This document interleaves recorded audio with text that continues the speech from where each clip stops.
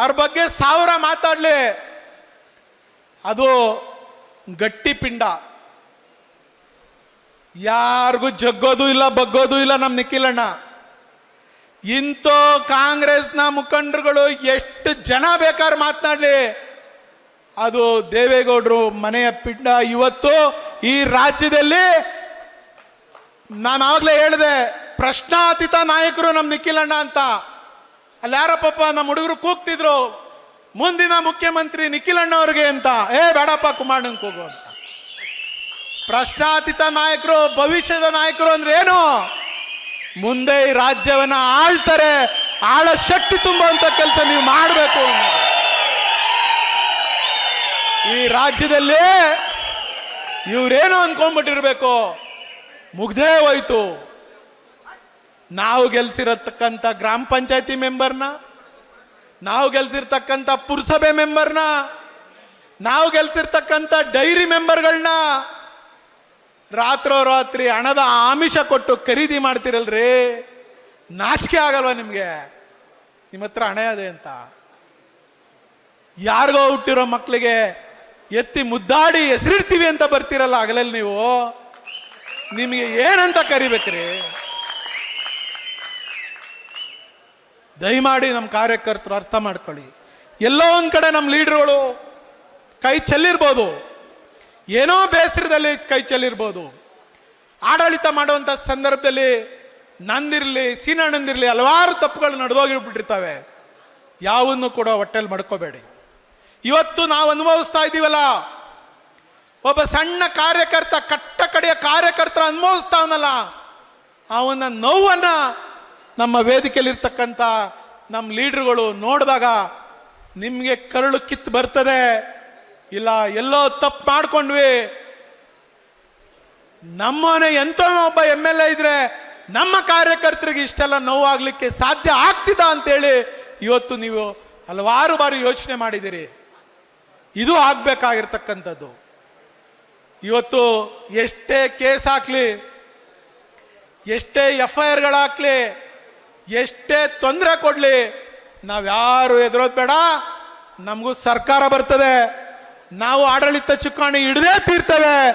ಅವತ್ತು ಯಾರು ತೊಂದರೆ ಕೊಟ್ಟರು ಅವರನ್ನ ಗುರ್ತು ಮಾಡಿ ನಾವು ಕೂಡ ಅವ್ರಿಗೆ ಪಾಠ ಕಲಿಸುವಂತ ದಿನ ಜಾಸ್ತಿ ದಿನ ಉಳಿದಿಲ್ಲ, ಅದೇ ಹತ್ರ ಬರ್ತಾ ಇದೆ. ದಯಮಾಡಿ ಇದಕ್ಕೆಲ್ಲ ನೀವು ಧೈರ್ಯ ತೆಗೆದುಕೊಳ್ಬೇಕು ಅನ್ನುವಂಥ ಮಾತನ್ನು ಹೇಳಿ, ನಿಖಿಲಣ್ಣವರು ಕೂಡ ಡೆಲ್ಲಿಗೆ ಹೋಗೋರಿದ್ದಾರೆ. ಕುಮಾರಣ್ಣ ಆರೋಗ್ಯವಾಗಿ ಸರಿ ಹೋಗಿದ್ದಾರೆ, ಗಟ್ಟಿಯಾಗಿದ್ದಾರೆ. ಅವರು ಡೆಲ್ಲಿನಲ್ಲಿ ಅವರು ದೊಡ್ಡ ಜವಾಬ್ದಾರಿ, ಇಡೀ ದೇಶದಲ್ಲಿ ಒಂದು ದೊಡ್ಡ ಜವಾಬ್ದಾರಿಯನ್ನ ಸನ್ಮಾನ್ಯ ಮೋದಿಜಿಯವರು ಕೊಟ್ಟಿದ್ದಾರೆ.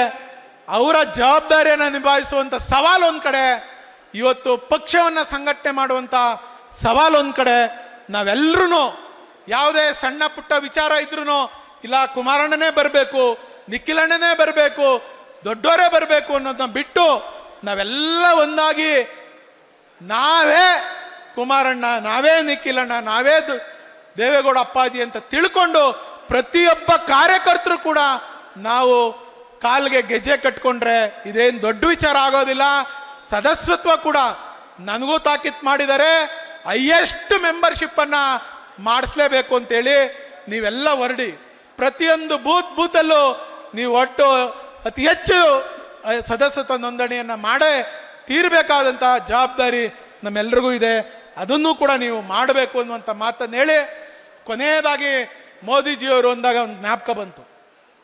ಪಾಪ ನೆನ್ನೆ ಮೊನ್ನೆ ಎಲ್ಲ 5ನೇ ತಾರೀಕು ಒಂದು ಮತಗಳ್ಳತನದ ವಿರುದ್ಧ ಅಂತೇಳಿ ಹೊಟ್ಬಿಟ್ಟಿದೆ. ಏನೋ ಮತ ಕಳ್ಳತನನೋ ಮತ ಗಳ್ಳತನನೋ ಅಂತೇಳಿ ಮತ ಕಳ್ತನ ಮಾಡ್ಬಿಟ್ಟಿದ್ದೀರಂತೆ.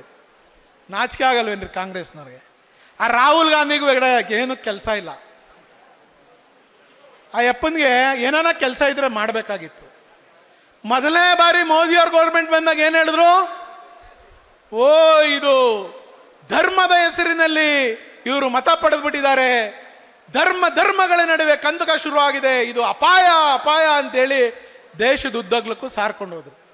ಧರ್ಮದ ಹೆಸರಲ್ಲಿ ಇವರು ಈ ದೇಶವನ್ನು ಆಳ್ಲಿಕ್ಕೆ ಬಂದ್ಬಿಟ್ಟವ್ರೆ ಅಂತ. ಅದು ಮುಗೀತು, ಅದು ಹಳೇದಾಗೋಯ್ತು. ಇನ್ನೊಂದು ಚುನಾವಣೆಗೆ ಶುರು ಮಾಡಿದ್ರು. EVM ಮಿಷಿನ್ ನ ಕದ್ದು ಬಿಡ್ತಾರೆ ಇವರು. ಬಿಜೆಪಿಯವರು ಬೇರೆ ಪಕ್ಷದವರೆಲ್ಲ ಸೇರ್ಕೊಂಡು ಕಾಂಗ್ರೆಸ್ನ MP ಗಳನ್ನ ಸೋಲಿಸ್ಬಿಟ್ಟಿದ್ದಾರೆ ಅಂತ. ಹೌದಲ್ವಾ? EVM ಮಿಷಿನ್ ಬಗ್ಗೆ ಮಾತನಾಡಿದ್ರು. ಈಗೇನ್ ಮಾತಾಡ್ತಾವ್ರೆ? EVM ಆಯ್ತು, ಸರ್ಕಾರನೂ ಬಂದ್ಬಿಡ್ತು.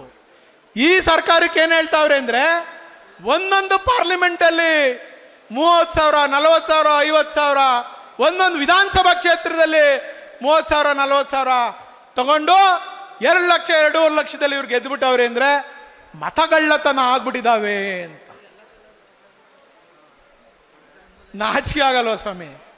60 ವಿಧಾನಸಭಾ ಕ್ಷೇತ್ರದಲ್ಲಿ ರಾತ್ರಿ ನೀವು ಯಾರೋ ಸ್ಟ್ರಾಟಜಿ ಮಾಸ್ಟರ್ ಹೇಳ್ದ ಅಂತೇಳಿ ನನ್ನ ನಿಖಿಲಣ್ಣನ ಕುಣಗಲ್ದು ಎಲ್ಲ ಬಂದು ರಾತ್ರಿ ನೀವು ಅದ್ಯಾವುದೋ ATM ಕಾರ್ಡ್ ತರ ಒಂದು ಕಾರ್ಡ್ ಕೊಟ್ಬಿಟ್ಟು ಕದ್ದಿ ಓಟ್ ಹಾಕ್ಸ್ಕೊಂಡ್ರವ್ರು ನೀವು ಇವತ್ತು ಅದ್ರ ಬಗ್ಗೆ ಮಾತನಾಡ್ತಿರಲ್ಲ. ನಿಮ್ಗೆ ನಾಚಿಕೆ ಆಗಲ್ವಾ? ನಿಮ್ಗೆ ಎಷ್ಟು ಗೌರವ ಇದೆ? ಅವತ್ತು ನಮ್ಮ ಹತ್ರ ಓಟ್ ಹಾಕ್ಸ್ಕೊಂಡವರು ಕೊನೆಗೆ ಆ ಕಡೆ ತಿರುಗು ನೋಡದೆ ಹೋದ್ರು ನಮ್ಮ ಜನನ. ಮತ್ತೆ ಲೋಕಸಭಾ ಚುನಾವಣೆಯಲ್ಲಿ ಒಂದೊಂದು ಕ್ಷೇತ್ರದಲ್ಲಿ 30,000, 32,000, 35,000 ಲೀಡ್ ಕೊಟ್ರು. ಹೌದಾ ಅಲ್ವಾ? ಇದೇ ತಿರುಮಂತ್ರ. ಇವತ್ತು ಕಾಯ್ತಾವ್ರೆ ಈ ತೊಗಲಕ್ ಸರ್ಕಾರ ಯಾವತ್ತು ಪಕ್ಕಕ್ಕೆ ಸರಿತದೋ ಮತ್ತೊಮ್ಮೆ ಕುಮಾರಣ್ಣನ ನೇತೃತ್ವದ ಸರ್ಕಾರವನ್ನ ಇಡೀ ರಾಜ್ಯದಲ್ಲಿ ನಾವು ತರಲೇಬೇಕು ಅಂತೇಳಿ ಈ ರಾಜ್ಯದ ಜನ ಸಂಕಲ್ಪ ಮಾಡ್ತಾ ಇದ್ದಾರೆ. ಅದಕ್ಕೆ ಜನ ಬೀದಿಗಿಳಿದಿದ್ದಾರೆ ಅನ್ನೋದನ್ನ ನಾವ್ಯಾರು ಅರ್ಥ ಮಾಡ್ಕೊಳ್ಬೇಕು. ನಾವೆಲ್ಲ ಅರ್ಥ ಮಾಡ್ಕೊಂಡು ಕೆಲಸ ಮಾಡಬೇಕಾಗ್ತದೆ ಬಂಧುಗಳೇ. ದಯಮಾಡಿ ಇವತ್ತು ಇಷ್ಟೆಲ್ಲ ನೀವು ಕಾರ್ಯಪ್ರವೃತ್ತರಾಗಿ ಕಷ್ಟಪಟ್ಟು ನಿಖಿಲಣ್ಣವ್ರನ್ನ ಸ್ವಾಗತ ಮಾಡಿ ಅವ್ರಿಗೂ ಕೂಡ ಒಂದು ಖುಷಿಯನ್ನ ಪಡಿಸಿ ನೀವೆಲ್ಲ ಅತಿ ಹೆಚ್ಚು ಮೆಂಬರ್ಶಿಪ್ ಅನ್ನ ಮಾಡಿಸ್ತೀವಿ ಅಂತ ಎಲ್ಲರೂ ಕೈ ಎತ್ತಿ ಜವಾಬ್ದಾರಿಯಾಗಿ ನಾವು ನಡ್ಕೋತೀವಿ ಅಂತ ನಿಖಿಲಣ್ಣವ್ರಿಗೆ ನೀವು ಹೇಳ್ಬೇಕು. ಎಲ್ಲರೂ ಕೈ ಎತ್ತಬೇಕು. ಹೈಯೆಸ್ಟ್ ಮೆಂಬರ್ಶಿಪ್ ನಾವು ಮಾಡಿಸ್ತೀವಿ. ನೀವು ನೆಮ್ಮದಿಯಾಗಿ ನಮ್ಮ ನೆಲಮಂಗಲ ವಿಧಾನಸಭಾ ಕ್ಷೇತ್ರದ ಪರವಾಗಿ ಇರಿ.